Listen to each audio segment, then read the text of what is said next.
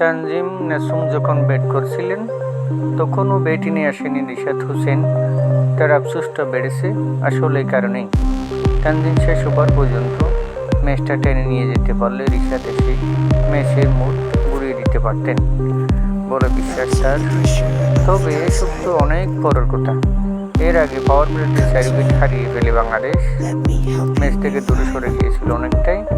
তানজিমও মনে করেন তেমনই উইকেটগুলো হারিয়েছে পাওয়ার প্লেতে। তারা যদি সেট হয়ে আউট হতো আলাদা একটা দৃষ্টি হতো, কিন্তু বেশিরভাগ ব্যাটসম্যানই সেট হওয়ার আগেই আউট হয়ে গেছে।